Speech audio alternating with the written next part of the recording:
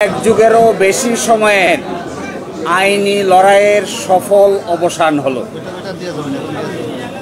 বাংলাদেশ জামায়াতে ইসলামী আজকে বাংলাদেশের সর্বোচ্চ আদালতের রায়ের মাধ্যমে তার নিবন্ধন ফিরে পেল। পলিটিক্যালি মোটিভেটেড পিআইএল বা রাজনৈতিক উদ্দেশ্যে দায়েরকৃত মামলার মাধ্যমে জামায়াতের নিবন্ধন কেড়ে নেওয়া হয়েছিল। আজকের এই রায়ের মাধ্যমে বহুদলীয় গণতান্ত্রিক এবং অংশগ্রহণমূলক সংসদ প্রাপ্তি নিশ্চিত হল। আমরা আশা করি এই রায়ের পরে বাংলাদেশে সঠিক নির্বাচনের মাধ্যমে প্রাণবন্ত সংসদ গঠিত হবে। জাতি, ধর্ম, বর্ণ, শ্রেণী নির্বিশেষে সকলেই তাদের ইচ্ছা অনুযায়ী ভোটাধিকার প্রয়োগ করে জামায়াতে ইসলামীর নেতৃবৃন্দকে বেছে নেবেন, এটা আমরা প্রত্যাশা করি।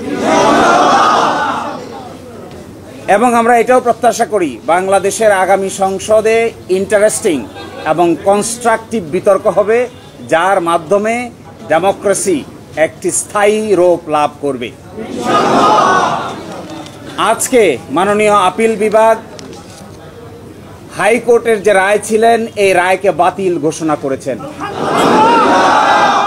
এবং ইলেকশন কমিশনকে নির্দেশনা দিয়েছেন বাংলাদেশ জামায়াতে ইসলামীর রেজিস্ট্রেশন এবং অন্য যে সকল ইস্যু ইলেকশন কমিশনের সামনে আছে বা আসবে সেগুলো যেন দ্রুতই নিষ্পত্তি করেন। এর এই মাধ্যমে আজকে বাংলাদেশ জামায়াতে ইসলামী তার নিবন্ধন ফিরে পেল এবং প্রতীকের ব্যাপারটিও ইলেকশন কমিশনের সামনে রেফার করা হলো আদার ইস্যু হিসেবে। এই জন্য আমরা মামলার শর্ট অর্ডার চেয়েছি। আমরা আশা করি আগামীকালকের মধ্যেই মামলার সংক্ষিপ্ত আদেশ আমরা হাতে পাব। এই সংক্ষিপ্ত আদেশ আমরা ইলেকশন কমিশনের কাছে অ্যাপ্রোচ করব। বাকিটা ইলেকশন কমিশন আইন অনুযায়ী অতি দ্রুত জামাতের নিবন্ধন এবং জামাতের প্রতীক বুঝিয়ে দিবেন, এটা আমরা প্রত্যাশা করি। যে আজকে যে ডাইরেকশন দিয়েছেন আপিল বিভাগ, সেই ডাইরেকশনে বলেছেন জামাতের রেজিস্ট্রেশন এবং অন্য কোনো ইস্যু যদি ইলেকশন কমিশনের সামনে থাকে তাহলে যেন ইলেকশন কমিশন এটা ডিসপোজ করে। এই অন্য ইস্যু বলতে আমরা বোঝাচ্ছি এটি হলো প্রতীক সংক্রান্ত ইস্যু। আমরা আশা করি ইলেকশন কমিশন নিবন্ধনের ইস্যু নিষ্পত্তি করবেন, একই সাথে অন্য ইস্যু হিসেবে দাঁড়িপাল্লা প্রতীকের ব্যাপারটিও নিষ্পত্তি করবেন। আমরা প্রত্যাশা করি বাংলাদেশ সুপ্রিম কোর্টের সর্বোচ্চ আদালতের রায় চূড়ান্ত। কে কবে কখন প্রশাসনিকভাবে সিদ্ধান্ত নিয়েছেন এগুলো বিচারিক কোনো সিদ্ধান্ত নয়।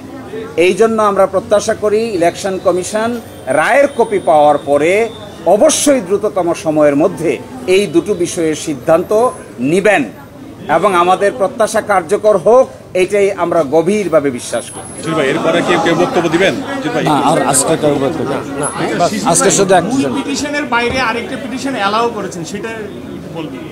জি, মূল পিটিশনের বাইরে আরেকটি পিটিশন যে অ্যালাউ করেছেন এটা ওইটার সঙ্গে কানেক্টেড, ওটা আজকের কোনো বড় ইস্যু নয়, সেই জন্য এটা এখানে উল্লেখ করা না করার মধ্যে কোনো পার্থক্য নাই। Thank you. না, এটা জামায়াত ইসলামের পক্ষ থেকে বিবৃতি দেওয়া হবে সময় মতো। আপাতত এখানে কেউ অ্যাড্রেস করছেন না। আপনাদের সবাইকে অসংখ্য ধন্যবাদ ধৈর্য ধারণ করে এখানে কষ্ট করে সময় দেওয়ার জন্য।